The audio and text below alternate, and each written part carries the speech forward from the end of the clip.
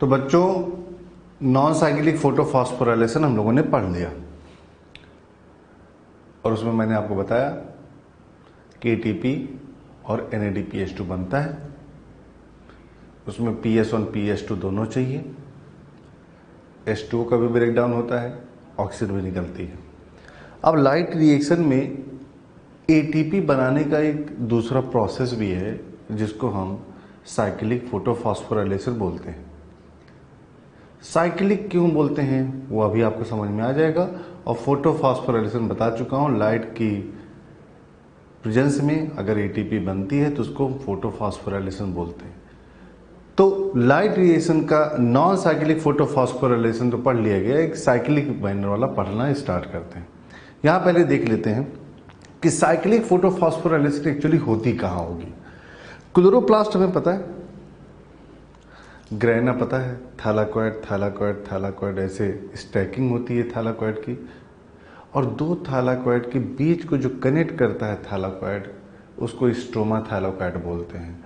यहीं पे देखा गया है चलती है। मैं ये नहीं कह रहा हूँ ग्रैना पे नहीं चलती है, आपको ये बोलना है कि मेनली कहाँ चलती है, स्ट्रोमा थैलाकोइड पे। तो लोकेशन पता होना चाहिए, कहाँ चलेगी, स्ट्रोमा थैलाकोइड या स्ट्रोमा लैमली पे। तो हेडिंग देखो आप, cyclic photophosphorylation of light reaction कहाँ पे चल रही है, स्ट्रोमा लैमली पे। अब आपको बताया था मैंने, जब बताया था कि PS1 PS2 के बारे में, तो वहां बताया था कि PS1 जो होता है वो नॉन अप्रेस पार्ट में पाया जाता है, मतलब जो एक्सपोज होता है। और स्ट्रोमा जो थैलाकोइड होता है, स्ट्रोमा थैलाकोइड, उसमें सिर्फ PS1 होता है। आप जाके देखोगे डायग्राम में जहाँ PS1 PS2 का डिफरेंस दिखाया गया है, वहाँ पे आपको पता है फोटोसिस्टम 1 एंड फोटोसिस्टम 2।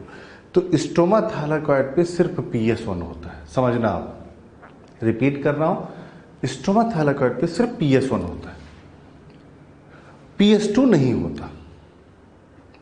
अब सोचो जरा, अगर PS2 नहीं होगा तो क्या इस प्रोसेस में, साइक्लिक फोटोफॉस्फोराइलेशन में, जो कि स्ट्रोमा थैलाकोइड पे चल रही है, स्ट्रोमा लैमली पे चल रही है, जब PS2 होगा ही नहीं तो क्या वाटर का ब्रेकडाउन होगा, नहीं होगा वाटर का ब्रेकडाउन। और अगर वाटर का ब्रेकडाउन नहीं होगा तो ऑक्सीजन रिलीज होगी क्या, नहीं होगी।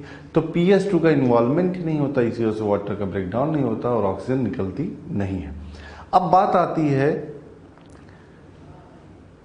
कि साइक्लिक फोटोफॉस्फोराइलेशन में कौन सा फोटो सिस्टम काम करता है, तो आपको पता चल गया कि सिर्फ PS1 काम करता है, क्योंकि यही पाया जाता है stroma thylakoid. Point number 2, it could be happening in stroma lamellae, समझ में आ गया। फोटोलिसिस ऑफ वाटर नहीं होती और oxygen evolution does not take place because PS2 upset in stroma lamellae. ये मैंने क्लियरली लिख दिया है आपको, ताकि अगर रीजन में पता पूछा जाए तो पता होना चाहिए कि साइक्लिक फोटोफॉस्फोराइलेशन में ऑक्सीजन निकलती है क्या। कहोगे नहीं निकलती, क्योंकि साइक्लिक में PS2 पार्टिसिपेट ही नहीं करता। अब बात आती है NADPH2 और ATP में, ATP सिर्फ बनता है, NADPH2 नहीं बनता। याद हो अगर आपको, तो NADPH2 बनाने के लिए एक एंजाइम बताया था मैंने,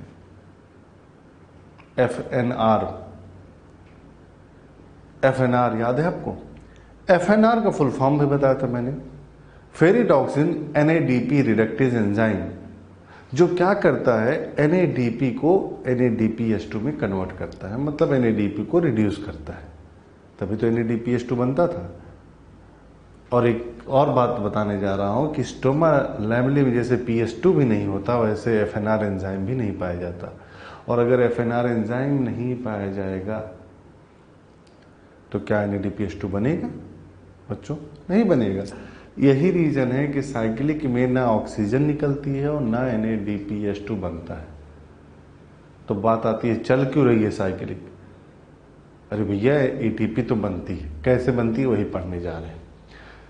तो NADP is not reduced into NADPH2 because FNR enzyme is absent at stroma lambli। तो आज के बाद ये रखना है याद कि PS2 भी एब्सेंट होता है देखो आप, PS2 भी एब्सेंट है और क्या एब्सेंट है, FNR।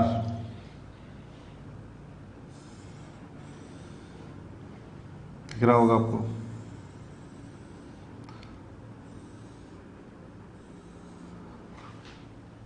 ये आपको पता होना चाहिए।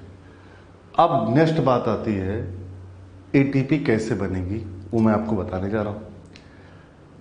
एक एनसीईआरटी में पॉइंट लिखा गया है एग्जैक्ट, देखो आप लिखा हूं मैं, एनसीईआरटी का पॉइंट है जहां साइक्लिक लिखा गया है पैराग्राफ, उसी के लास्ट में लिखा गया है cyclic photophosphorylation also occur when light of wavelength beyond 680।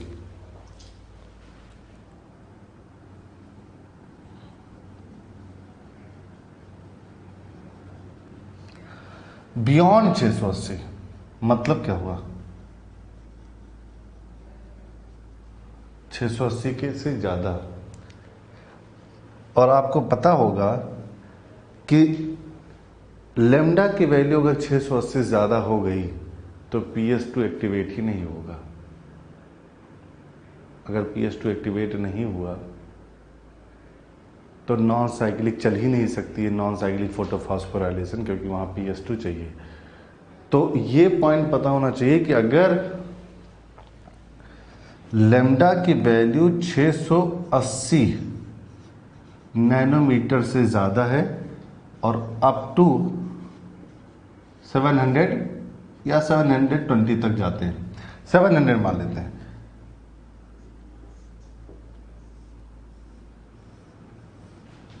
Then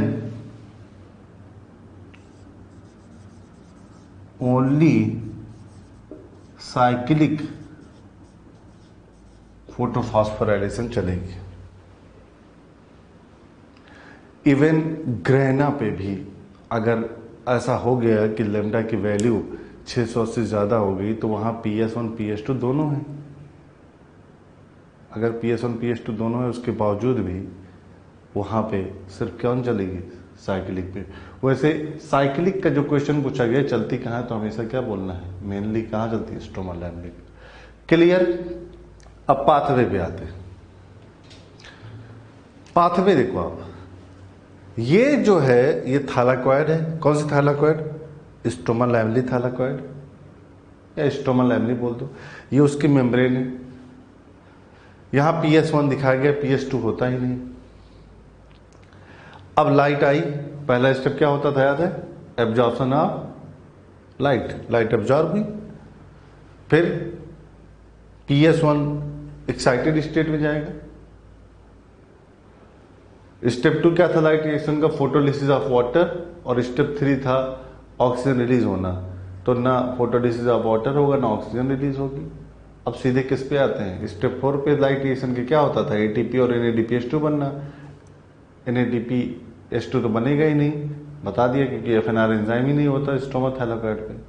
ATP तो बनेगी कैसे, देखो आप। तो लाइट रिएक्शन का जो ATP कैसे बनेगी, यहाँ पे जैसे ही लाइट आई ये एक्साइटेड हुआ, और अगर PS1 एक्साइटेड हुआ, अब इस एनर्जी मिलने की वजह से इसका इलेक्ट्रॉन याद है आपको, FRS ले लेता था इलेक्ट्रॉन PS1 से। FRS का फुल फॉर्म बताओगा, ferredoxin reducing substance. Primary electron acceptor है किसका, PS1 का। इससे कौन इलेक्ट्रॉन लेता था, फेरिडॉक्सिन। फेरिडॉक्सिन ने ले लिया। फेरिडॉक्सिन ने लिया, सपोज 2 इलेक्ट्रॉन बैलेंस करके चल रहे हैं हम लोग। फेरिडॉक्सिन से याद करो, नॉन साइक्लिक फोटोफॉस्फोराइलेशन में जो लेता था इलेक्ट्रॉन, कौन लेता था, NADP लेता था। और FNR एंजाइम के प्रेजेंस में क्या बना देता था, NADPH2। क्या यहां पे FNR एंजाइम है, नहीं है। तो फेरिडॉक्सिन के पास जब इलेक्ट्रॉन आता है तो फेरिडॉक्सिन का जो इलेक्ट्रॉन होता है वो वापस कौन ले लेता है, प्लास्टोक्विनोन। कौन ले लेता है, प्लास्टोक्विनोन। और आपको बताया था मैंने, प्लास्टोक्विनोन जैसे इलेक्ट्रॉन लेगा निगेटिव चार्ज होगा, एनर्जी निकलेगी क्योंकि डाउनफॉल हो रहा है किसका, इलेक्ट्रॉन का। उस फ्री एनर्जी को कौन ले लेगा, कौन ले लेगा, याद है डाउनफॉल। मैंने आपको energy, high energy to low energy move करने पे एनर्जी रिलीज होती थी, नॉन साइक्लिक में दिखाया था मैंने आपको, तो वही वाला चल रहा है। तो जब एनर्जी निकलेगी तो उस फ्री एनर्जी को कौन ले लेगा, पीक्यू पंप। और उस पीक्यू पंप के एक्टिवेट होने की वजह से 2H+ आयन स्ट्रोमा से लिएगा वो कौन, पीक्यू, और प्लास्टोक्विनोन कन्वर्ट हो जाएगा किसमें, प्लास्टोक्विनॉल में। प्लास्टोक्विनॉल बन गया, देखो FRA से FD, FD से प्लास्टोक्विनोन, प्लास्टोक्विनॉल बन गया, प्लास्टोक्विनॉल बन गया। और इसका इलेक्ट्रॉन याद हो अगर आपको तो साइटोक्रोम B6F कॉम्प्लेक्स जैसे ही इलेक्ट्रॉन लेगा, 2 इलेक्ट्रॉन लेगा तो ये डिसोसिएट हो जाएगा। और अगर ये डिसोसिएट हो गया तो क्या क्या बनेगा, देखो इलेक्ट्रॉन गया इसके पास,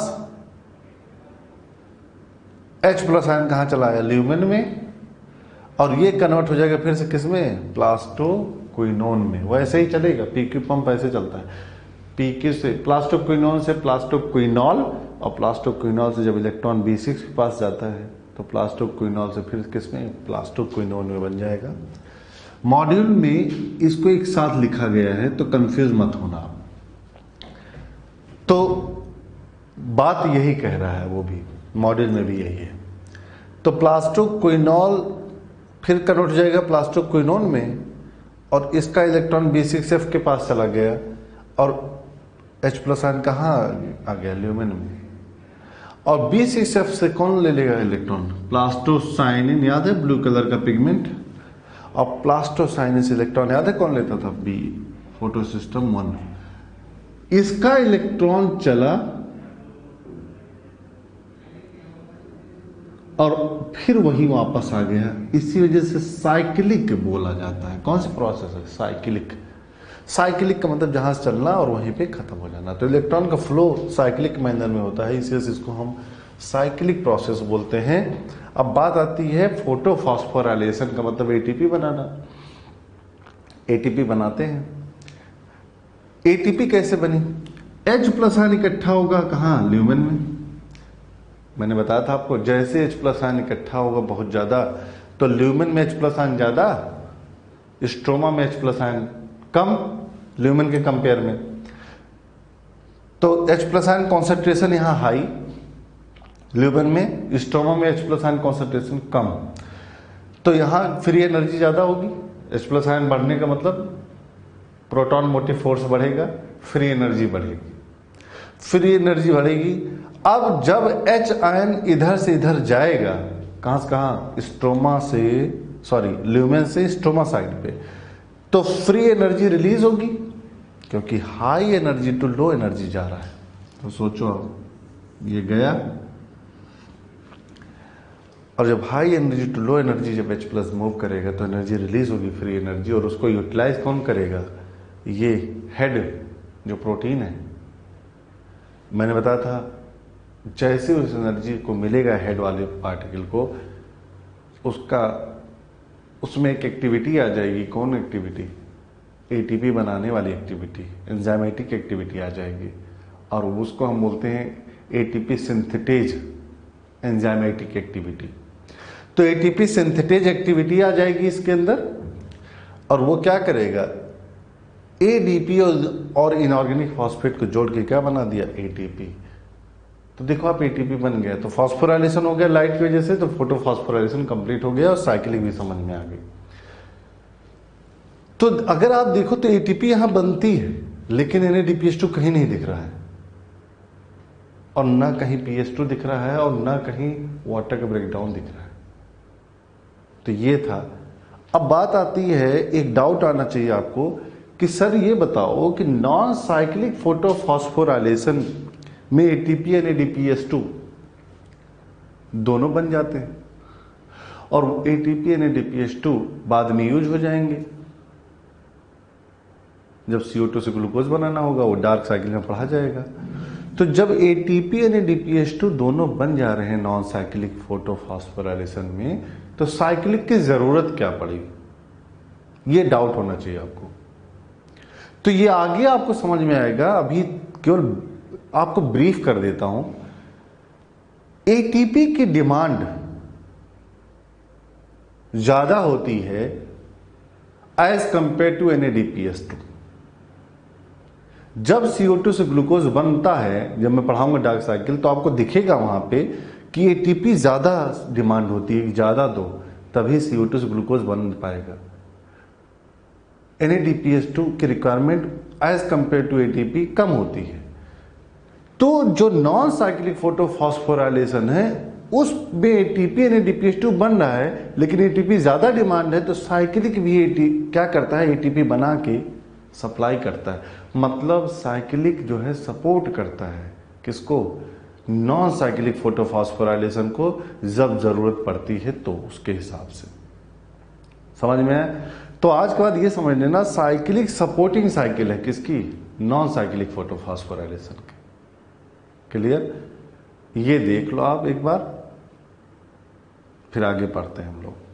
आगे मैं जो आपको पढ़ाऊंगा यही बताने जा रहा हूं, ये जो प्रोसेस है बहुत डिटेल में, जिसको कीमोऑस्मोसिस बोलते हैं, इसको अलग से पढ़ा जाए। क्लियर? मॉडल में साइक्लिक नॉन साइक्लिक को कंपेयर किया गया, वो अपने आप हो गया।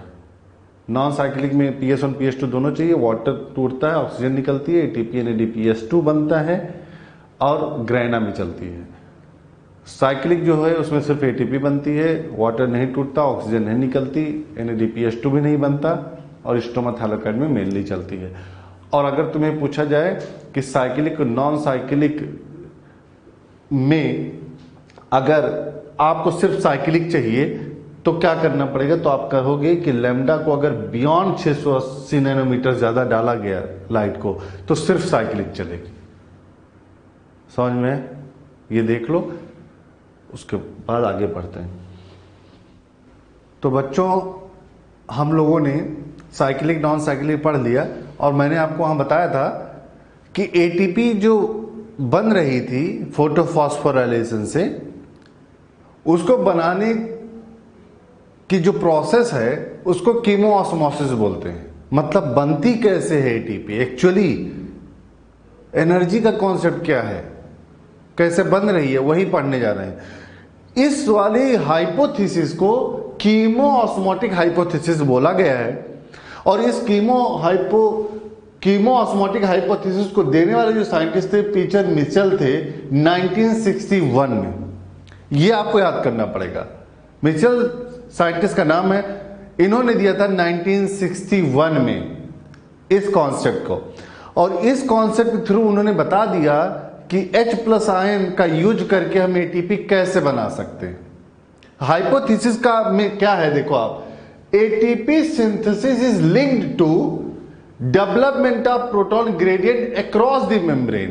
इन्होंने कहा कि पहले तो आप अगर ATP बनानी है तो पहले आप H+ आयन का ग्रेडियंट क्रिएट करो, डिफरेंस क्रिएट करो मेम्ब्रेन के अक्रॉस। मतलब ये हुआ थैलाकॉइड की जो मेम्ब्रेन है, एक तरफ H+ आयन ज्यादा करो, एक तरफ कम करो, तो उससे फायदा क्या होगा वो समझते हैं। तो इस हाइपोथेसिस के according ATP synthesis is linked to development of proton gradient across the membrane.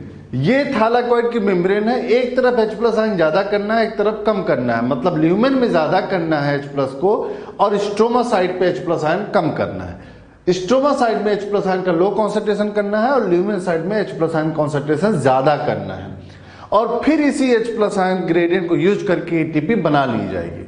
तो स्टार्ट करते हैं।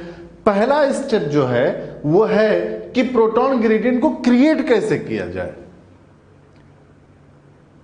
तो पूरा मॉड्यूल एनसीईआरटी के अकॉर्डिंग चल रहे हैं, समझना। पहला आपको जो क्या करना है, पहले ग्रेडियंट को क्रिएट करना है। तो ग्रेडियंट को क्रिएट करना है across the thylakoid membrane. This is the thylakoid membrane, this is the lumen, this is the stroma. यहाँ H प्लस आयन ज्यादा करना है ल्यूमेन पे और इधर कम करना है। तो ल्यूमेन में ज्यादा करने के 3 तरीके।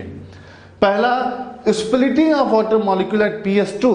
इफ रिमेंबर, PS2 पे वाटर का ब्रेकडाउन होता था और वाटर ब्रेकडाउन होने की वजह से H प्लस आयन ल्यूमेन में इकट्ठा होता था। तो this is the one step जिससे H प्लस आयन बढ़ रहा है। कहां बढ़ रहा है? ल्यूमेन में। रिपीट कर रहा हूं, इस कीमो हाइपोथेसिस के अकॉर्डिंग सबसे पहले आपको प्रोटॉन ग्रेडियंट क्रिएट करना है। प्रोटॉन ग्रेडियंट का मतलब डिफरेंस क्रिएट करना है, एक तरफ H प्लस आयन ज्यादा, एक तरफ H प्लस आयन कम। ल्यूमेन में ज्यादा करना है और स्ट्रोमा साइड पे कम करना है। कैसे? उसका 3 तरीका है। प्रोटॉन ग्रेडियंट पहले क्रिएट करो, पहला यही काम है, उसके बाद आगे देखते हैं। प्रोटॉन ग्रेडियंट क्रिएट करने के लिए सबसे पहले वाटर स्प्लिटिंग देखते हैं। वाटर स्प्लिटिंग PS2 पे होता था और PS2 पे वाटर स्प्लिटिंग होने की वजह से H प्लस आयन वहीं का वहीं इकट्ठा होने लगता है। कहां पे? ल्यूमेन में। तो ल्यूमेन में देखो एक तरीका हो गया H प्लस आयन बढ़ाने का। दूसरा स्टेप है, दूसरा तरीका है PQ पंप। पंप का मतलब यहां एनर्जी खर्च होगी। होता क्या था? इफ रिमेंबर, PS2 से इलेक्ट्रॉन लेता था कौन? फियोफाइटिन, यहां लिखा नहीं गया है। फियोफाइटिन से कौन लेता था? PQ, plastoquinone. और जैसे ही PQ इलेक्ट्रॉन को लेता था तो आपको पता है निगेटिव चार्ज होता था और निगेटिव चार्ज होने के H प्लस आयन खींचता था। किधर से? स्ट्रोमा साइड से H प्लस आयन खींचता था कौन? PQ, और बना देता था प्लास्टोक्विनोल। प्लास्टोक्विनोल बन गया और ये पंप वर्क करने के लिए एनर्जी खर्च होती थी, याद हो आपको। तो एनर्जी कौन से मिलेगी? Down hill movement of electron की वजह से जो एनर्जी रिलीज होती थी, फ्री एनर्जी, उसी को यूटिलाइज करता था कौन? PQ। और PQ पंप एक्टिवेट होता था और वो क्या करेगा? PQ pump H plus ion को खींचेगा स्ट्रोमा से, ल्यूमेन के साइड पे फेंकेगा। तो दूसरा तरीका है H प्लस आयन को इकट्ठा करने का, PQ पंप। इसको H प्लस आयन कैरियर बोलते हैं। PQ पंप को H प्लस आयन कैरियर, क्योंकि ये कैरी करता है H प्लस आयन को कहां से कहां? स्ट्रोमा से ल्यूमेन साइड पे। क्लियर? तो PQ pump by the using of energy, जो इलेक्ट्रॉन डाउनहिल मूवमेंट होता था, नॉन साइक्लिक में याद हो तो एनर्जी रिलीज होती थी।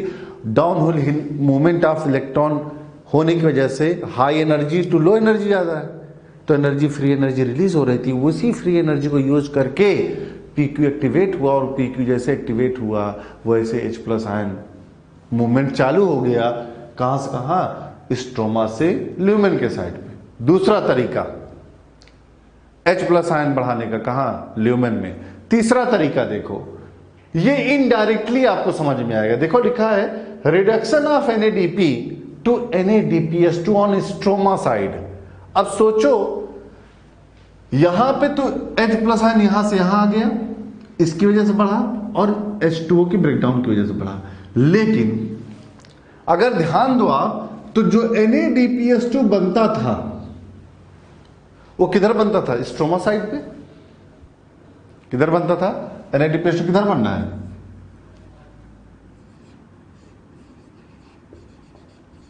स्ट्रोमा साइड पे बना। और जब स्ट्रोमा साइड पे NADPS2 बना तो बना कैसे? H प्लस आयन पिक किया स्ट्रोमा से। अब सोचो जरा, H प्लस आयन यूज हो रहा है तभी तो NADPS2 बन रहा है, तो H प्लस आयन का कॉन्सेंट्रेशन कम हो रहा है। किधर? स्ट्रोमा में, क्योंकि H प्लस आयन यूज हो जा रहे हैं NADPS2 बनाने के लिए। अब सोचो जरा, यहां तो बढ़ रहा है और यहां कम हो रहा है, तो डिफरेंस क्रिएट हो रहा है। और क्या बोला मैंने? 2 तरीके से तो ल्यूमेन में बढ़ाया जा रहा है। एक इसकी वजह से, इसकी वजह से H प्लस आयन बढ़ा, और एक ये तरीका है और डिफरेंस और अंतर ज्यादा करने के लिए, इधर जो है ना H plus ion stroma side पे वो और यूज हो जा रहा है, तो इधर और कम हो जा रहा है।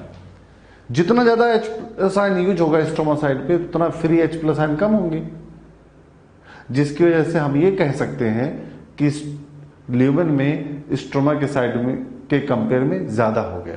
तो देयर आर 3 प्रोसेस जिससे H प्लस आयन बढ़ रहा है ल्यूमेन में। पहला स्प्लिटिंग ऑफ वाटर मॉलिक्यूल, दूसरा PQ पंप, और तीसरा NADP से NADPS2 बनना, जिसके वजह से H प्लस आयन स्ट्रोमा में कम हुआ तो उसके कंपेयर में ल्यूमेन में ज्यादा माना गया।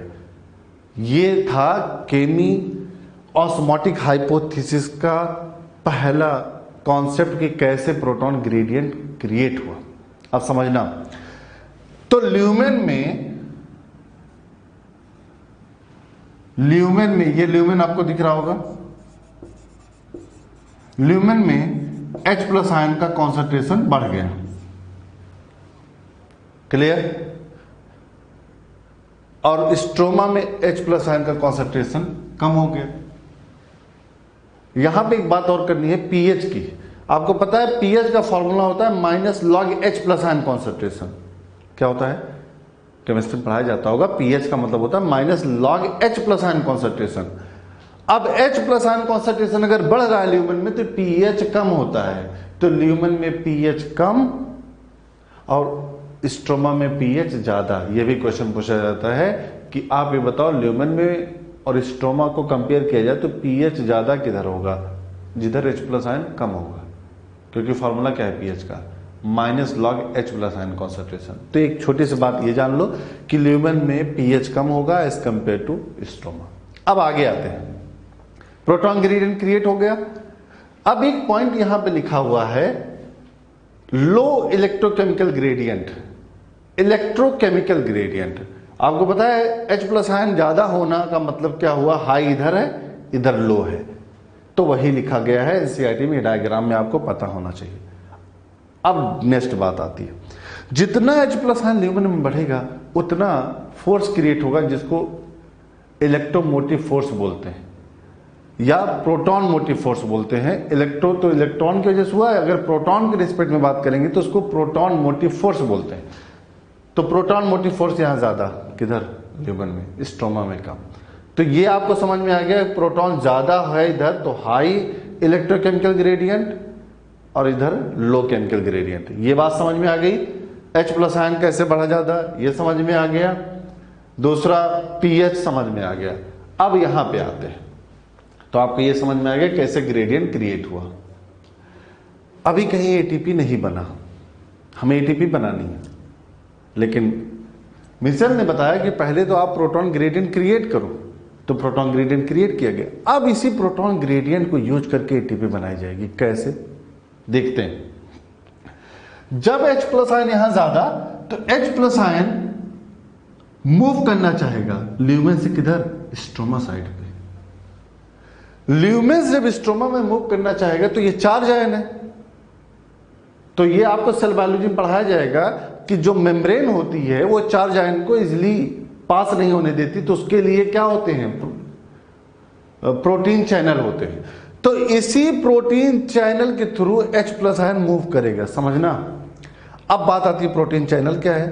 CF0। इसके दो पार्ट है, इस चैनल प्रोटीन के दो पार्ट हैं, CF1 CF0। इसको बेस बोलते हैं, इसको हेड बोलते हैं।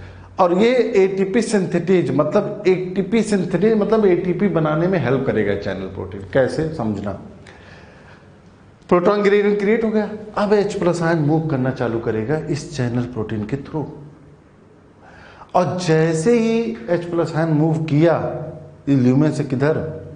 स्ट्रोमा साइड पे, तो एनर्जी निकलती है, फ्री एनर्जी, क्योंकि इधर एनर्जी ज्यादा है, हाई एनर्जी है। स्ट्रोमा में एनर्जी क्या है? कम है। क्यों? क्योंकि H plus ion gradient difference है, इधर हाई H प्लस तो इधर हाई एनर्जी। स्ट्रोमा में लो H प्लस तो लो एनर्जी। अब हाई एनर्जी से जब लो एनर्जी मूव करेगा H प्लस तो एनर्जी रिलीज होगी, और वही रिलीज एनर्जी को यूज करता है एटीपी सिंथेटेज का हेड वाला जो पार्ट है CF0, और अपनी में चेंज करता है, उसको कन्फर्मेशनल चेंज बोलते हैं। कन्फर्मेशनल चेंज का मतलब उसमें जो 3D स्ट्रक्चर उसमें चेंजेस आएंगे, और जैसे ही कन्फर्मेशनल चेंज हुआ देन जो हेड है उसके अंदर एंजाइमेटिक एक्टिविटी आ जाएगी, और एंजाइम एक्टिविटी होने की वजह से अब क्या करेगा?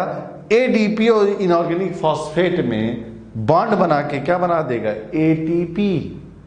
ये तरीका है एटीपी बनाने का। अब इसी एटीपी फॉर्मेशन को हमने क्या बोल दिया? फोटोफॉस्फोराइलेशन। अब सोचो जरा, अगर प्रोटॉन ग्रेडियंट ना होता तो अगर डिफरेंस ही ना होता तो मूवमेंट क्यों होता? अगर दोनों तरफ बराबर होता है, ल्यूमेन साइड पे स्ट्रोमा साइड पे, तो मूवमेंट ही ना होता, और मूवमेंट ना होता अगर तो एटीपी सिंथेटेज एक्टिविटी ना होती, और अगर एटीपी सिंथेटेज एक्टिविटी ना होती तो एटीपी ना बनता। इसका मतलब ये होगा प्रोटॉन ग्रेडियंट क्रिएट करना जरूरी था। इसको कीमोऑस्मोसिस थ्योरी बोलते हैं। इसको पीटर मिचेल ने दिया था, बहुत बड़ा काम है। ये कॉन्सेप्ट फोटोसिंथेसिस में भी पढ़ते हैं, मतलब क्लोरोप्लास्ट में भी पढ़ते हैं, और यही कॉन्सेप्ट ऐसे पढ़ाया जाएगा जब सेलुलर रेस्पिरेशन पढ़ाया जाएगा नेक्स्ट चैप्टर।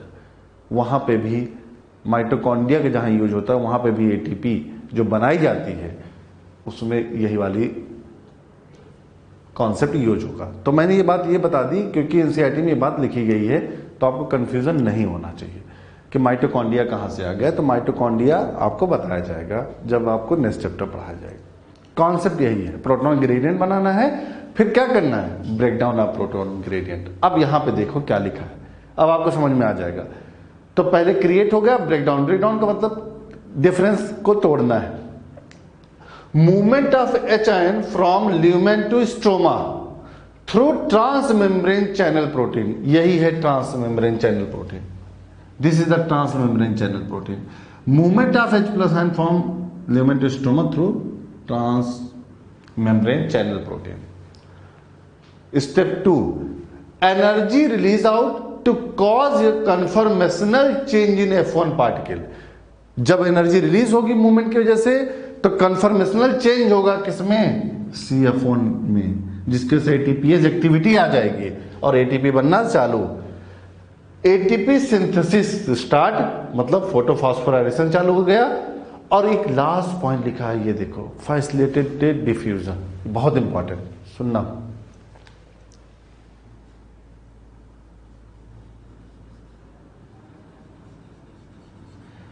एक बात पूछी जाएगी आपसे कि ये जो प्रोसेस है H+ आयन का मूवमेंट ल्यूमेन से स्ट्रोमा साइट पे, ये एक्टिव प्रोसेस है पैसिव? तो आपको क्या बोलना है, पैसिव प्रोसेस है।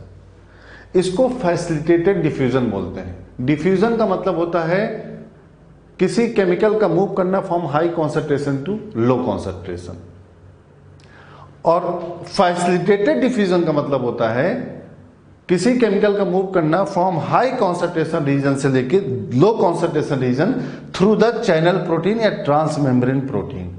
फैसिलिटेटेड डिफ्यूजन का मतलब क्या बोला मैंने, movement of H+ ion from high concentration to low concentration through the transmembrane channel protein. तो इसकी हेल्प से अगर मूवमेंट होता है या डिफ्यूजन होता है तो उसको फैसिलिटेटेड डिफ्यूजन बोलते हैं। और जब चीजें हाई कॉन्सेंट्रेशन से लो कॉन्सेंट्रेशन जा रही होती हैं तो एनर्जी खर्च नहीं होती, एनर्जी रिलीज होती है। तो वो एक्टिव प्रोसेस नहीं है, पैसिव प्रोसेस है। तो कीमोऑस्मोसिस इज द पैसिव प्रोसेस। ये पूरी प्रोसेस क्या है,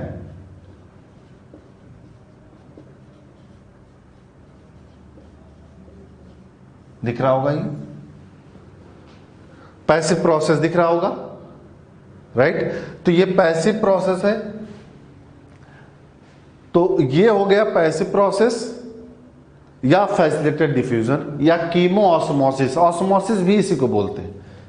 ये दिख रहा होगा ना, फैसिलिटेटेड डिफ्यूजन प्रोसेस, ठीक है ना, ओके। अब क्या,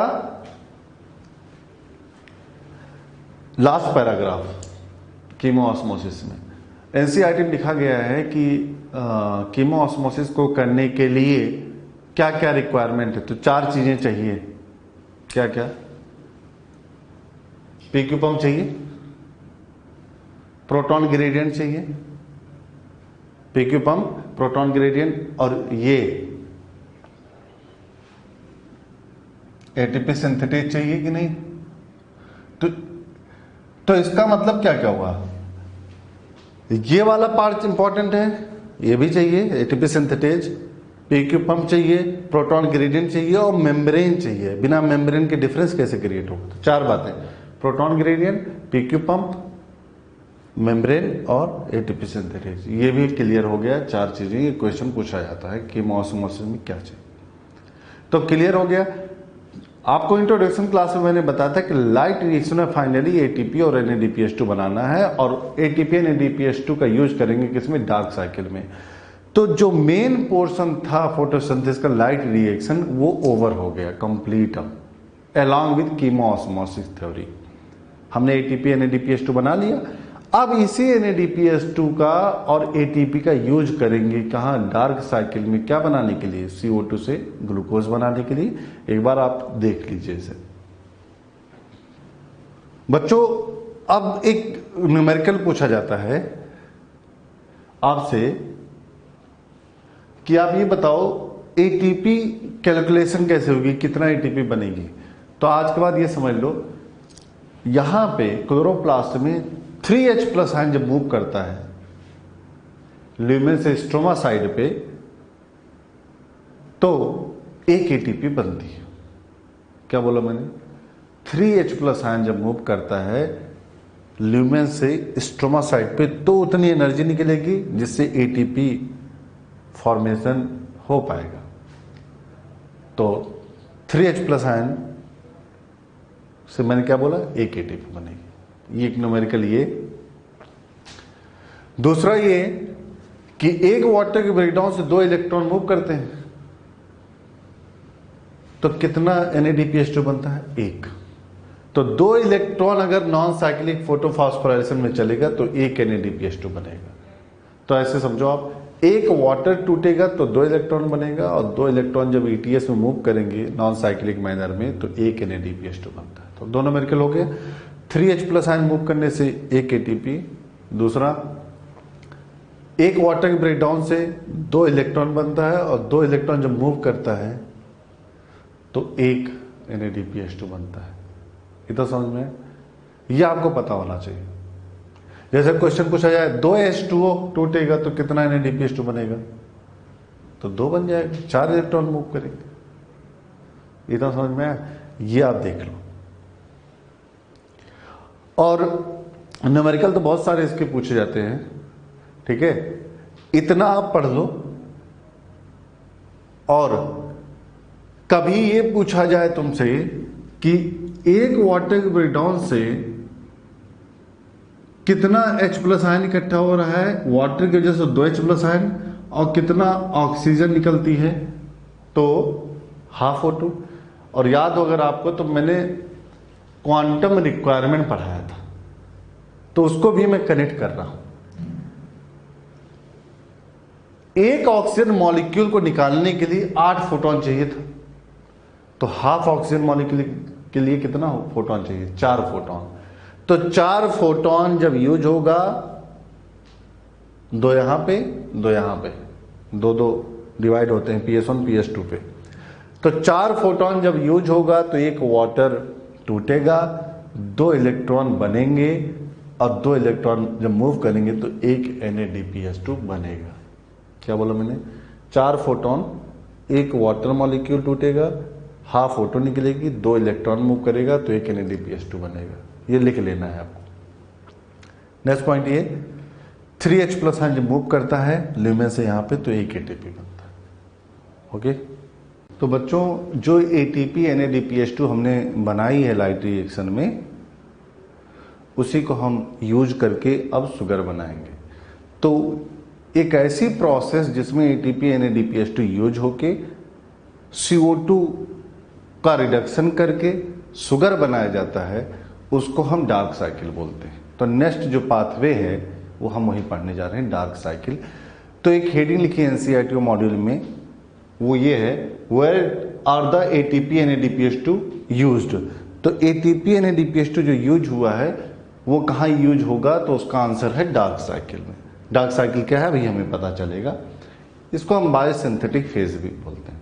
क्या किया जाता है, अभी मैंने बताया, इस ATP NADPH2 को यूज करेंगे कहाँ? क्लोरोप्लास्ट में। क्लोरोप्लास्ट में कहाँ? स्ट्रोमा में। जो ATP NADPH2 बना है उसको यूज करके स्ट्रोमा में CO2 जो आई है स्ट्रोमा में, उससे क्या बना दिया जाएगा? शुगर। ये इसका ऑब्जेक्टिव है। समझ में आया? मतलब ऑब्जेक्टिव क्या? ATP NADPH2 का यूज करके हमें CO2 से क्या बना देना है? शुगर बना देना है। अब बात आती है नेक्स्ट पॉइंट, इसको हम डार्क साइकिल क्यों बोलते हैं? एक्चुअली डार्क साइकिल बोलना सही नहीं है, वो कन्वेंशनल वे है डार्क साइकिल बोलना। आजकल हमें पता चल गया है कि डार्क साइकिल जो होती है वो डिपेंडेंट होती है प्रोडक्ट ऑफ लाइट रिएक्शन। मतलब CO2 से शुगर तभी बनेगा, CO2 से शुगर तभी बनेगा जब ATP NADPH2 बन जाएगा लाइट रिएक्शन का। तो ATP NADPH2 को यूज करके CO2 से हमें क्या बनाना है, शुगर। इसका मतलब क्या हुआ कि जो CO2 से शुगर बनाने को हम डार्क साइकिल बोलते हैं, तो डार्क साइकिल इनडायरेक्टली डिपेंडेंट है ATP NADPH2 पे, जो कि प्रोडक्ट है किसका, लाइट रिएक्शन का। इसी वजह से हम ये नहीं कह सकते कि डार्क साइकिल अंधेरे में होता है, नहीं, हो ही नहीं सकता, क्योंकि हमेशा ATP NADPH2 चाहिए और उसके लिए क्या चाहिए, लाइट रिएक्शन होना ज़रूरी है। इसी वजह से हम लोग कह सकते हैं कि डार्क साइकिल इनडायरेक्टली डिपेंडेंट है किस पे, प्रोडक्ट ऑफ लाइट रिएक्शन। इतना समझ में आया। ये तो हो गई बात डार्क साइकिल, बायोसिंथेटिक फेज, इसका मीनिंग। अब थोड़ा हिस्ट्री पे बात करते हैं। एक्चुअली हुआ क्या कि सेकेंड वर्ल्ड वॉर के बाद रेडियो आइसोटोप यूज हुए बहुत सारे एक्सपेरिमेंट में। उसमें एक साइंटिस्ट थे मेल्विन केल्विन, पूरा नाम है मेल्विन केल्विन। उन्होंने कार्बन 14 आइसोटोप यूज किया और क्लोरेला एल्गी पे काम किया। क्लोरेला एल्गी आपको पता है ग्रीन एल्गी है, फोटोसिंथेसिस करेगा। और कार्बन 14 यूज करके, मतलब जो CO2 सप्लाई की उसमें CO2 कार्बन 12 वाला नहीं था, कार्बन कौन सा था, 14 वाला। और उन्होंने ये चेक किया एक्सपेरिमेंट से कि जो ग्लूकोज में जो कार्बन बनेगा वो कार्बन 14 वाला दिखा, मतलब CO2 यूज होती है। ये भी इन्होंने प्रूव किया।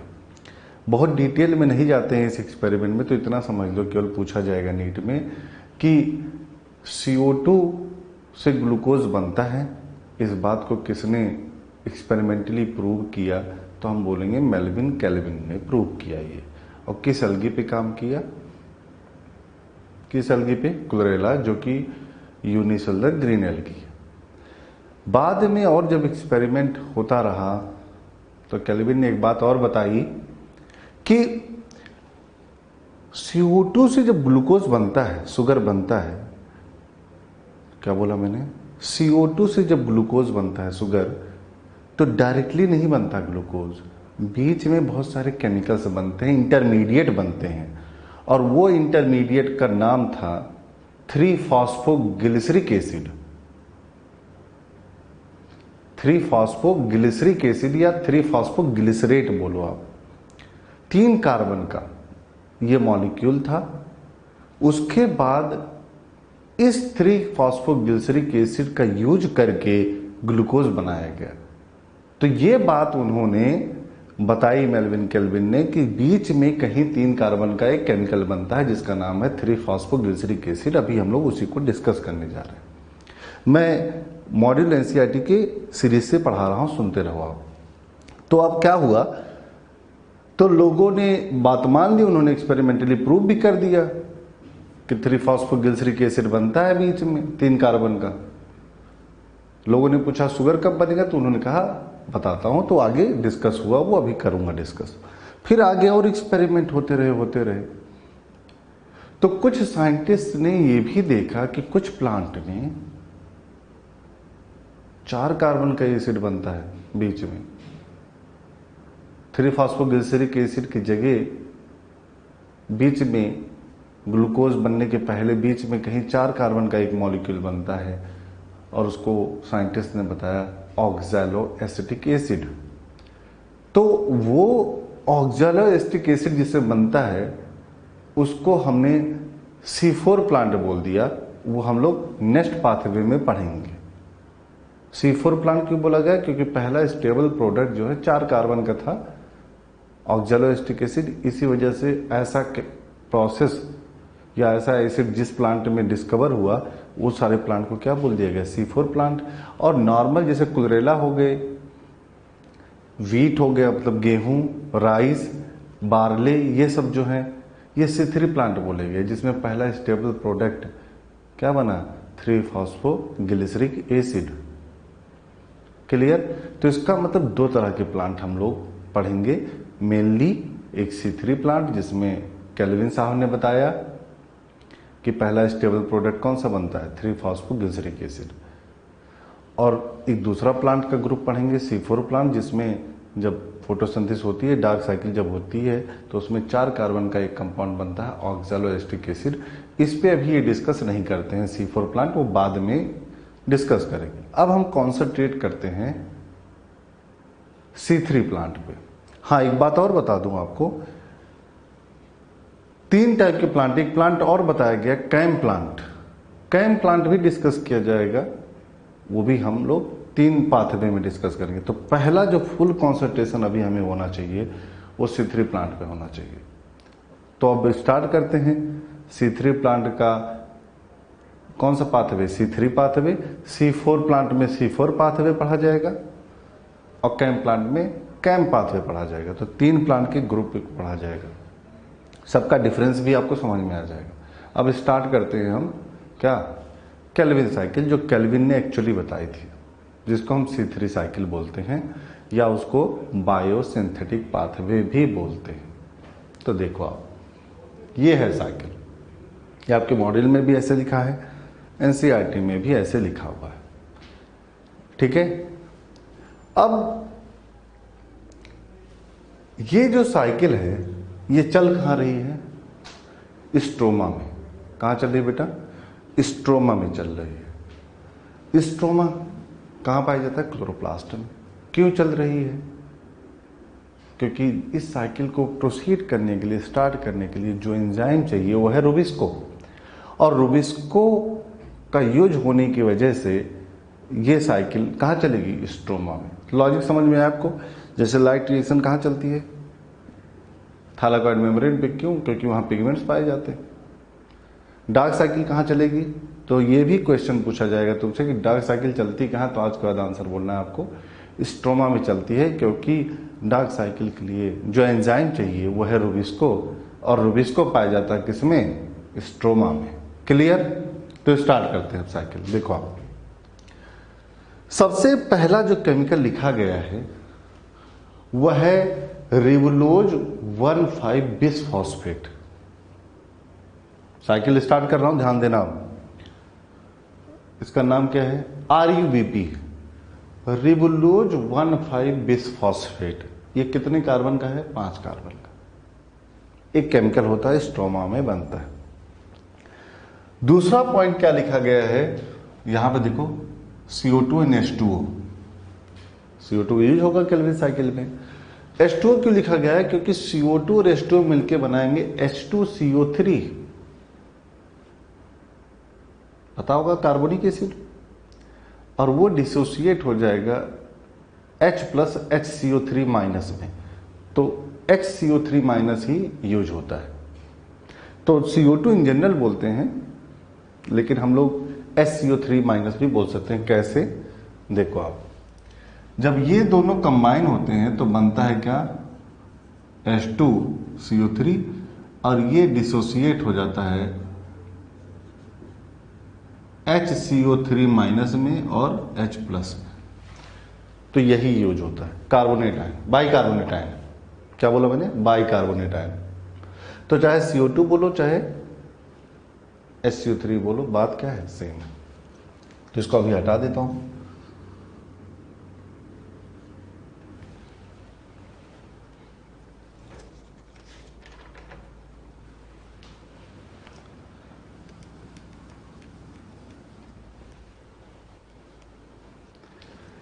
ठीक है। तो 5 कार्बन का पहला कंपाउंड, क्या नाम बोला, रिबुलोज 1,5 बिसफॉस्फेट। याद हुआ, RUBP बोलना है आज के बाद। क्या बोलना है, RUBP। कितने कार्बन का, 5 कार्बन का। ये केमिकल एक्सेप्ट करता है किसको, CO2 को। CO2 ऐड हुआ RUBP में, और इसको ऐड कराने के लिए जो एंजाइम यूज हुआ उसका नाम क्या हुआ, रुबिस्को। अभी रुबिस्को के बारे में भी डिस्कस करेंगे, उसके बारे में बहुत कुछ डिस्कस करना है, लेकिन साइकिल पहले पढ़ लेते हैं। रूबिस्को एक एंजाइम है स्ट्रोमा में जो क्या करता है, फैसिलिटेट करता है CO2 को कंबाइन होने में किसके साथ, RUBP में। अब CO2 RUBP जब ऐड होते हैं तो इस स्टेप को कार्बोक्सिलेशन बोलते हैं। क्या बोलते हैं, कार्बोक्सिलेशन। और इस कार्बोक्सिलेशन को फैसिलिटेट करने के लिए जो एंजाइम यूज हुआ उसका नाम है रूबिस्को। क्लियर। अब ध्यान देते हैं, रूबिस्को के प्रेजेंस में CO2 इसने कंबाइन करके क्या बनाया, 3-फॉस्फोग्लिसरेट। याद है आपको, 3-फॉस्फोग्लिसरेट पहला स्टेबल प्रोडक्ट है केल्विन साइकिल का, इसी वजह से C3 साइकिल भी बोली जाती है इसको।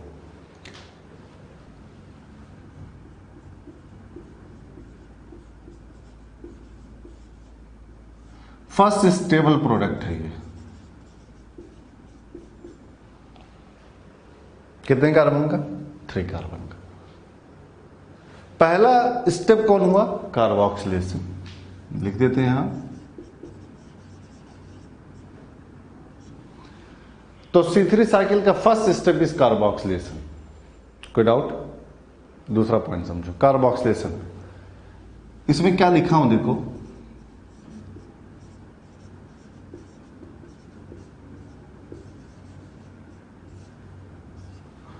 मोस्ट क्रूशियल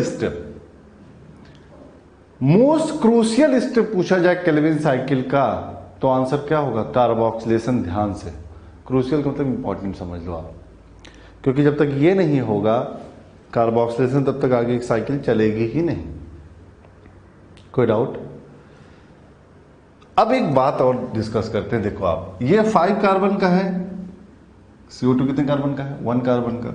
तो 5 कार्बन और 1 कार्बन कितने कार्बन हो गए, 6 कार्बन। लेकिन ये तो 3 कार्बन का है, 3-फॉस्फोग्लिसरेट। तो 3 कार्बन गया कहां। इसका मतलब क्या हुआ कि 5 कार्बन और 1 कार्बन मिलके पहले 6 कार्बन का कोई केमिकल बनता होगा।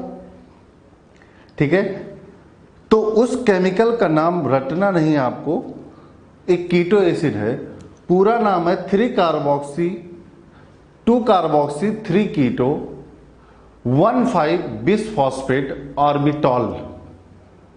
क्या बोला मैंने, 2-कार्बोक्सी 3 कीटो 1,5-बिसफॉस्फेट ऑर्बिटॉल।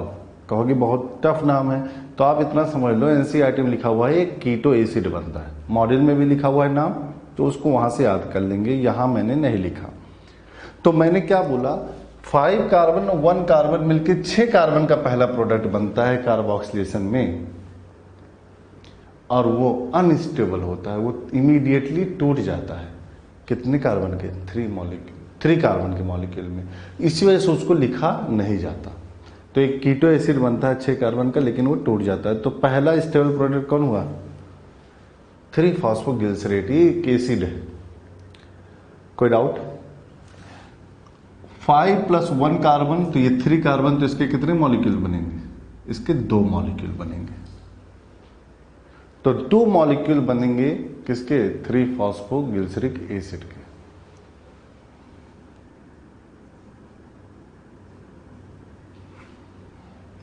टू मॉलिक्यूल बन गए।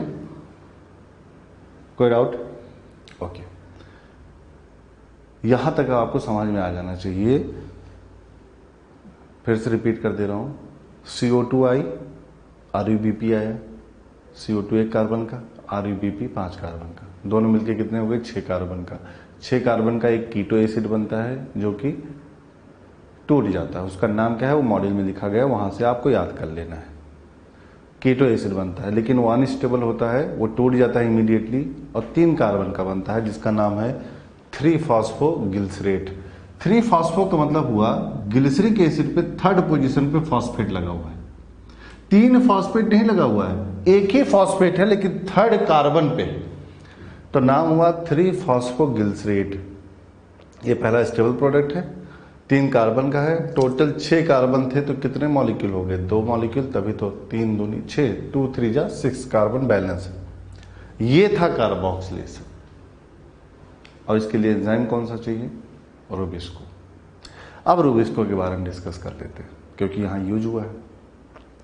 रुबिस्को का फुल फॉर्म देखो, ribulose bisphosphate carboxylase oxygenase, dual nature का एंजाइम है ये। मतलब जानते हो क्या हुआ, एक ऐसा एंजाइम है जो कार्बोक्सिलेशन भी करा सकता है और ऑक्सीडेशन भी करा सकता है। जब ReBP से CO2 जुड़ता है तो कार्बोक्सिलेशन हुआ, और जब ReBP से कभी ऑक्सीजन जुड़ गया तो उसकी कौन सी एक्टिविटी करेगा, वो ऑक्सीडेशन वाली। तो डुअल नेचर का है, और यही प्रॉब्लम आगे आपको समझ में आएगी कि रुबिस्को के डुअल नेचर की वजह से C3 प्लांट में बहुत सारी प्रॉब्लम है जिससे ग्लूकोज कम बनता है। तो उसको अभी मैं यहाँ डिस्कस नहीं करना चाहता हूँ, नहीं तो कंफ्यूज हो जाओगे। अभी इतना समझ लो रुबिस्को का डुअल नेचर है। पॉइंट नंबर 2, रुबिस्को अर्थ पे पाए जाने वाला most abundant protein and enzyme है। रुबिस्को अर्थ पे पाया जाने वाला मोस्ट एबंडेंट एंजाइम और प्रोटीन है। मतलब क्योंकि प्लांट है, और प्लांट में हर जगह क्लोरोप्लास्ट है तो वहां रुबिस्को तो होगा ही, हर सेल में, हर क्लोरोप्लास्ट में।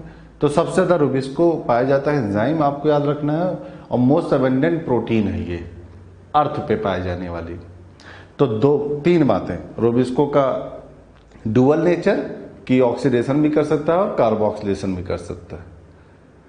पॉइंट नंबर 2, रुबिस्को का full form ribulose bisphosphate carboxylase oxygenase, या इन शॉर्ट फॉर्म में रुबिस्को बोलते हैं। तो रुबिस्को का फुल फॉर्म पता चल गया, डुअल नेचर पता चल गया, मोस्ट एबंडेंट एंजाइम पता चल गया, और मोस्ट एबंडेंट प्रोटीन भी अर्थ की यही होती है। आगे बढ़े। कार्बोक्सिलेशन में जब हुआ तो यहां पे देखो, इस पूरे फ्लो चार्ट पे, इस पूरे फ्लो चार्ट पे देखो आप, CO2 और रिबुलोज बिसफॉस्फेट, ये पूरा जब कंबाइन हुआ तो कार्बोक्सिलेशन हुआ। इस पूरे कार्बोक्सिलेशन वाले स्टेप पे कहीं पे मैंने ATP और NADPH2 का यूज दिखाया है यहां पे कहीं पे नहीं।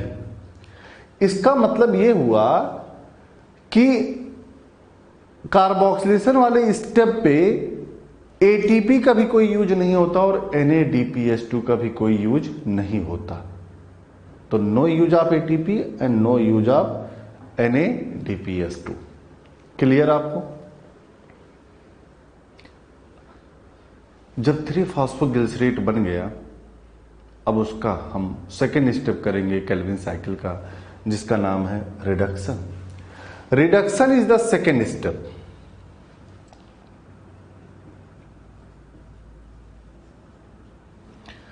रिडक्शन क्या है? सेकेंड स्टेप है। कहोगे रिडक्शन किसका सर? रिडक्शन करने के किया जाता है 3-फॉस्फोग्लिसरेट का। आपको पता है 3-फॉस्फोग्लिसरेट बोलो या 3-फॉस्फोग्लिसरिक एसिड बोलो, बात तो सेम है नॉमेनक्लेचर के हिसाब से। समझ में है? इसका जब रिडक्शन किया जाता है तो एल्डिहाइड बनता है। आपको ऑर्गेनिक केमिस्ट्री का थोड़ा बहुत आइडिया हो तो आपको पता होगा कि एसिड का जब रिडक्शन किया जाता है तो एल्डिहाइड बनता है, तो एल्डिहाइड बनेगा।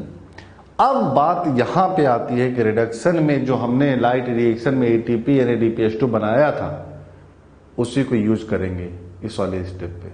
तो होता क्या है, पहले ATP यूज होती है, 2 मॉलिक्यूल है इसके, तो हर मॉलिक्यूल के लिए एक ATP यूज होगी, तो 2 ATP यूज होगा। और इस केमिकल का 3-फॉस्फोग्लिसरेट का क्या होगा? फॉस्फोराइलेशन होगा, और उसके लिए एंजाइम लगता है। एंजाइम याद करने की जरूरत नहीं है, वो आपके मॉडल में भी नहीं लिखा गया, NCERT में नहीं, मैं बोल देता हूं केवल। तो 3-फॉस्फोग्लिसरेट का जब फॉस्फोराइलेशन होगा तो इसका फॉस्फेट जुड़ जाएगा, वह बन जाएगा 1,3-बिसफॉस्फोग्लिसरेट, और एंजाइम लगेगा ग्लिसरेट काइनेज। कौन सा? ग्लिसरेट काइनेज लगेगा। याद करने की जरूरत नहीं है। आपको अगर डाउट हो तो मैंने बता दिया क्या एंजाइम यहां लगता है, लगता है एंजाइम। आपको पता भी होना चाहिए एंजाइम यूज होते हैं। लेकिन याद नहीं करना है। इस पूरे साइकिल में केवल रुबिस्को एंजाइम याद करना है आपको। एटीपी खर्च हो गई, 2 मॉलिक्यूल ऑफ फॉस्फोग्लिसरेट के लिए 2 एटीपी खर्च हो गई। किस स्टेप पे? रिडक्शन पे। एटीपी तो समझ में आ गया, जो लाइटेशन में बना था वो यूज कर लिया हमने यहां पे। अभी NADPH2 भी बचा हुआ है, याद होगा आपको। तो देखो मैंने 2 NADPH2 भी लिखा है। 2 NADPH2 यूज होगा 2 मॉलिक्यूल के लिए, और जब वो यूज हो जाएगा तो NADPH2 NADP+ में कन्वर्ट हो जाएगा, और ATP किसमें? ADP+ इनऑर्गेनिक फॉस्फेट में कन्वर्ट हो जाएगा। मतलब ये हुआ कि रिडक्शन वाले स्टेप पे ATP भी खर्च हो गई और NADPH2 भी खर्च हो गया। और इसको कराने के लिए जो NADPH2 का हाइड्रोजन निकला है वही तो रिड्यूस किया किसको? एसिड को एल्डिहाइड में। तो NADPH2 ही रिस्पॉन्सिबल है रिडक्शन करने के लिए। किसका? फॉस्फोग्लिसरेट का। किसमें? फॉस्फोग्लिसरल्डिहाइड में। देखो आप यहां NADPH2 हाइड्रोजन देगा और वो हाइड्रोजन किससे अटैच हो जाएगा? इस केमिकल से, और इसका रिडक्शन हो जाएगा। अब बनेगा क्या? 3-फॉस्फोग्लिसरल्डिहाइड। देखो यहां 3PGA लिखा हुआ है, 3-फॉस्फोग्लिसरिक एसिड है, ध्यान से। यहां AL लिखा हुआ है, 3-फॉस्फोग्लिसरल्डिहाइड। एल्डिहाइड बन गया। सेकेंड स्टेप खत्म हो गया रिडक्शन। रिडक्शन में ही ATP और NADPH यूज होता है। क्लियर? कितने मॉलिक्यूल यूज होते हैं ये भी देख लेते हैं। 2 मॉलिक्यूल 3-फॉस्फोग्लिसरिक एसिड के लिए 2 ATP और 2 NADPH2 खर्च होता है। किस स्टेप पे? सेकेंड स्टेप पे, रिडक्शन में। प्रोडक्ट क्या बना? 3-फॉस्फोग्लिसरल्डिहाइड। 3-फॉस्फोग्लिसरल्डिहाइड जब बन गया, 3-फॉस्फोग्लिसरल्डिहाइड जब बन गया, तो इसी 3-फॉस्फोग्लिसरल्डिहाइड का यूज करके क्लोरोप्लास्ट में ग्लूकोज बनता है, और इसी ग्लूकोज को कन्वर्ट किया जाता है सुक्रोज और स्टार्च में। कन्वर्जन कहां होता है? ये बात की बात है। सुक्रोज आपको पता है फ्लोएम में चला जाएगा। वो आपको बताया गया होगा कि ट्रांसपोर्टेशन जो शुगर का होता है प्लांट में, वो किस फॉर्म में होता है? सुक्रोज के फॉर्म में। और अगर एक्स्ट्रा शुगर है तो स्टोर किस फॉर्म में होता है? स्टार्च के फॉर्म में होता है। तो पहले ग्लूकोज बनेगा, फिर सुक्रोज डाइसैकेराइड बन जाएगा या पॉलीसैकेराइड बन जाएगा स्टोर फॉर्म स्टार्च में। ये तो समझ में आ गया। अब बात आती है यहां पे एक वर्ड और लिखा हूं, ट्रायोज फॉस्फेट। ट्रायोज फॉस्फेट, क्योंकि ये 3 कार्बन का एल्डिहाइड है, शुगर है, तो इसको हम ट्रायोज फॉस्फेट बोलते हैं। ध्यान देना, जैसे ग्लूकोज 6 कार्बन का है, शुगर होता है, ग्लूकोज भी एल्डिहाइड है, पढ़ाया जाएगा बायोमोलिक्यूल्स में आपको, उसमें भी CHO ग्रुप पाया जाता है। कितने कार्बन का शुगर है? 6 कार्बन का ग्लूकोज। वैसे ये 3 कार्बन का ट्रायोज, ग्लूकोज OH लगा है ना, ट्रायोज में भी OH लगा हुआ है। ये 3 कार्बन का शुगर है, तो आपको 3 कार्बन शुगर बोला जाए या ट्रायोज फॉस्फेट बोला जाए या 3-फॉस्फोग्लिसरल्डिहाइड बोला जाए, बात तीनों सेम है। अब डाउट आता है कि सर कितने मॉलिक्यूल बने इसके? बहुत कॉमन बात है, 2 मॉलिक्यूल यूज हुआ 3-फॉस्फोग्लिसरेट का, तो रिडक्शन के बाद इसके भी कितने मॉलिक्यूल बनेंगे? 2 बनेंगे। 2 बन गया तो triose phosphate. Okay, triose phosphate का यूज हो जाएगा शुगर बनाने में, और दूसरा यूज, तो 2 स्टेप क्लियर हुआ आपको, कार्बोक्सिलेशन, रिडक्शन। अब इसका दूसरा यूज, एक यूज हो गया क्या? ग्लूकोज बनाने में। अब दूसरा यूज क्या होगा? क्योंकि ये साइकिल कंटिन्यू चलनी चाहिए बिना रुके हुए, अनइंटरप्टेड, अनइंटरप्टेड का मतलब बिना रुके हुए ये साइकिल कंटिन्यू चलनी चाहिए। इस वजह से इस केमिकल से फिर से ये स्टार्टिंग वाला केमिकल RUBP बनाया जाता है। समझ में आया?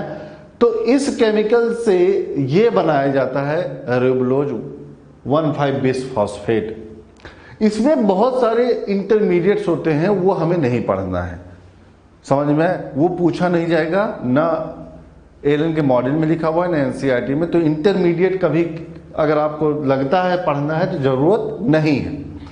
तो ट्रायोज फॉस्फेट का यूज करके ये बना दिया जाता है। तो थर्ड स्टेप कौन सा हुआ? थर्ड स्टेप बताओ कौन सा हुआ केल्विन साइकिल का?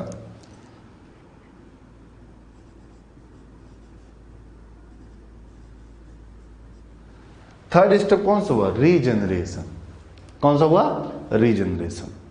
और एक लाइन लिखी है NCERT में, अनइंटरप्टेड अगर साइकिल चलानी है तो कौन सा स्टेप इंपॉर्टेंट है? आंसर रीजनरेशन है। आंसर क्या है? रीजनरेशन। अब एक बात और ध्यान से, रीजनरेशन वाले स्टेप पे भी ATP खर्च होती है। समझ में आया? क्योंकि इसमें एक फॉस्फेट है, इसमें दो फॉस्फेट है, तो बीच में कहीं एक ATP खर्च होगी। लेकिन क्या NADPH2 खर्च हुआ रीजनरेशन में? नहीं। तो रीजनरेशन में NADPH2 नहीं खर्च होता, सिर्फ क्या खर्च होता है? ATP। क्या खर्च होता है? ATP खर्च होता है। देखो आप, तो यहां पे NADPH2 0 लिखना हो लिख लीजिए आप। NADPH2 कार्बोक्सिलेशन में 0, ATP 0। यहां 2 मॉलिक्यूल फॉस्फोग्लिसरेट के लिए कितना? 2 ATP और 2 NADPH2। तो ATP भी खर्च हुई, NADPH2 भी किसमें? रिडक्शन में। लेकिन रीजनरेशन देखते हैं। रीजनरेशन में NADPH2 तो खर्च नहीं हुआ, लेकिन ATP खर्च हुई। तो एक मॉलिक्यूल के लिए यहां पे एक ATP खर्च हुई। समझ में? तो जरा आप देखते हैं अब इसको। क्लियर? तो कितने स्टेप हुए? Carboxylation, reduction, regeneration. और इस पूरे कंप्लीट साइकिल को चलाने के बाद इसी को क्या बोला गया? Calvin cycle. और पूछा जाए ग्लूकोज बनता है किस केमिकल से, कौन से इंटरमीडिएट से, तो आपको क्या बोलना है? ट्रायोज फॉस्फेट बोलना है, इससे बनता है। अब ध्यान दो, अगर आप एक साइकिल चलाने के लिए, एक बार साइकिल घुमाने के लिए कितना ATP खर्च हुई है और कितना NADPH2, कैलकुलेशन करना है ATP और NADPH2 का। जरा देखते हैं।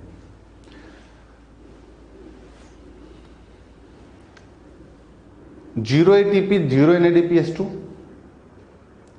2 ATP यहां कहां पे? रिडक्शन में। और 1 ATP खर्च हुआ रीजनरेशन में। तो एक बार साइकिल चलाने के लिए, या ऐसे बोलो एक CO2 को रिड्यूस करने के लिए, पूरा साइकिल में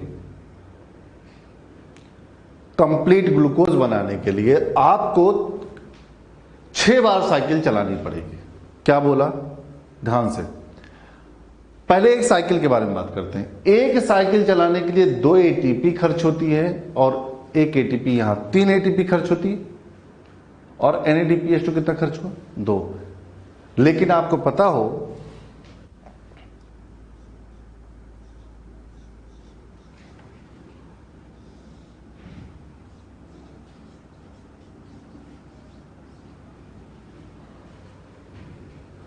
छह CO2 यूज होता तभी तो ग्लूकोज बनेगा, क्योंकि 6 कार्बन का है। अगर एक यूज करोगे तो ये तो 6 कार्बन का है, बन ही नहीं सकता। तो इसका मतलब कितने CO2 यूज करने हैं? 6 CO2। तो एक CO2 के लिए 3 ATP, 2 ATP यहां, 1 ATP यहां, एक CO2 के लिए 3 ATP।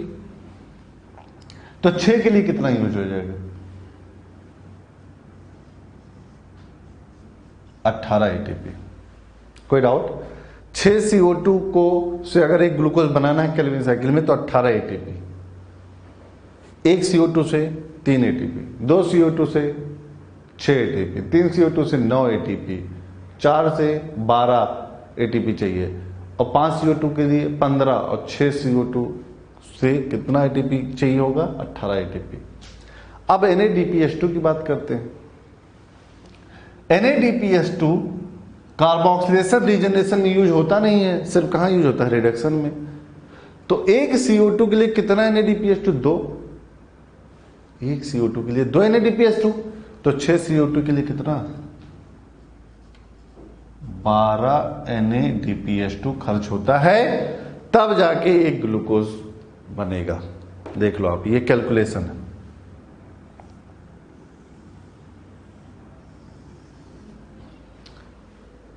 ये मॉडल में टेबुलर फॉर्म में दिया गया है। हाँ, एक साइकिल चलाने के लिए, एक CO2 को यूज करने के लिए एक बार साइकिल चलानी पड़ती है, तो 6 CO2 के लिए कितनी बार साइकिल चलानी पड़ेगी? 6 टाइम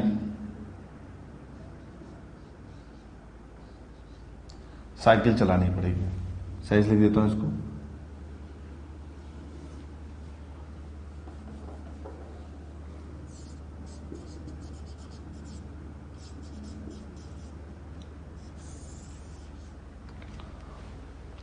तो 6 टाइम केल्विन साइकिल बोला जाए या 6 CO2 बोला जाए, टोटल 18 ATP और 12 NADPH2 खर्च होगा और एक ग्लूकोज बनेगा। एक बात और, ये बहुत रिपीटेड क्वेश्चन है कैलकुलेशन में। एक बात और ध्यान रखना, इस 18 ATP में 12 रिडक्शन का है और 6 रीजनरेशन का है। देखो आप, क्योंकि एक CO2 के लिए 3 ATP खर्च होती है, तो 2 कहां खर्च होती है? रिडक्शन में, और एक रीजनरेशन में।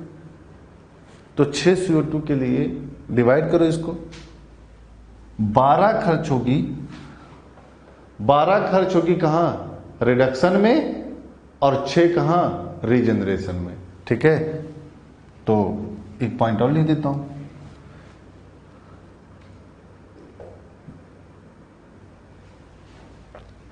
तो 18 ATP में 12 ATP रिडक्शन में और 6 ATP रीजनरेशन में खर्च होगी, तब जाके एक ग्लूकोज बनेगा। ये देख लो आप। क्लियर? अब एक नोट बता रहा हूं, एक इंपॉर्टेंट बात। याद है आपको, मैंने लाइट रिएक्शन में एक बात बताई थी कि नॉन साइक्लिक फोटोफॉस्फोराइलेशन में ATP NADPH2 दोनों बनता है और दोनों यूज हो रहा है यहां पे। तो साइक्लिक की जरूरत क्यों पड़ गई? साइक्लिक फोटोफॉस्फोराइलेशन की जरूरत पड़ गई। मैंने वहां बताया था आपको, जब साइक्लिक पढ़ाया था तो बताया था साइक्लिक फोटोफॉस्फोराइलेशन ATP की जो ज्यादा डिमांड है उसको सप्लाई करता है। देखो आप, ATP ज्यादा खर्च हो रही तो ATP ज्यादा प्रोवाइड भी करना पड़ेगा। इसी वजह से साइक्लिक क्या करता है? ATP बना बना के सप्लाई करना चालू कर देता है, ताकि हेल्प मिल जाए। जो ATP की ज्यादा खर्च है उसको प्रोड्यूस भी कर देता है। कौन? साइक्लिक। तो नॉन साइक्लिक फोटोफॉस्फोराइलेशन तो मेन है, लेकिन उसका हेल्प कौन कर रहा है? Cyclic photophosphorylation. समझ में आए? और ये पैराग्राफ लिखा हुआ है NCERT, तो ये भी बात पता होना चाहिए। ये था पूरा केल्विन साइकिल, और इसको हम C3 साइकिल बोलेंगे, या बायोसिंथेटिक पाथवे बोलेंगे, या डार्क साइकिल बोलो आप, या आप इसको पूरा कंप्लीट जितनी भी चीजें हैं इसको मिला के हम लोग कई नाम दे सकते हैं। C3 पाथवे भी बोल देते हैं इसको। तो कई नाम बोला मैंने, Calvin cycle, C3 cycle, biosynthetic pathway या C3 पाथवे। एक बार आप देख लो। अब मैं आपको इसके आगे पढ़ाऊंगा C4 पाथवे, जो किस में होता था? C4 प्लांट में। समझ में आया? ओके।